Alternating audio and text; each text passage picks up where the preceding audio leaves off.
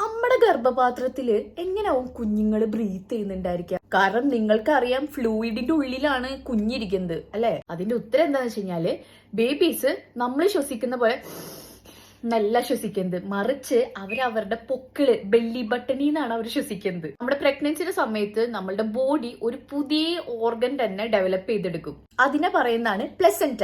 നമ്മുടെ അമ്മമാര് fresh air ശ്വസിക്കും തോറും, അതായത് ഓക്സിജൻ എടുക്കും തോറും നേരെ അത് യൂട്രസിലോട്ട് പോകും. എന്ത് വഴി? ഈ പ്ലസന്റ വഴി. അത് നേരെ അംബിലിക്കൽ കോഡ് വഴി, പൊക്കിൾ കൊടിന്ന് കേട്ടിട്ടില്ലേ, അത് വഴി നേരെ കുഞ്ഞുങ്ങളുടെ ബെല്ലി ബട്ടൺ പൊക്കിളിലേക്ക് പോകും.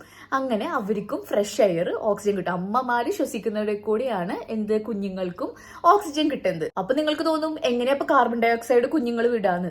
നേരെ റിവേഴ്സ് തന്നെ. ഇതേപോലെ പൊക്കിൾ കൊടിയിൽ നിന്ന് നേരെ ഇതിലോട്ട് അംബിലിക്കൽ കോടിക്ക് പോവും. അങ്ങനെ പ്ലസന്റെ കൂടി ഔട്ടാവും, അമ്മമാര് ശ്വാസം വിടും. ശരിക്കും നമ്മുടെ അമ്മമാരൊക്കെ ഒരു പോരാളികൾ തന്നെയാണ്.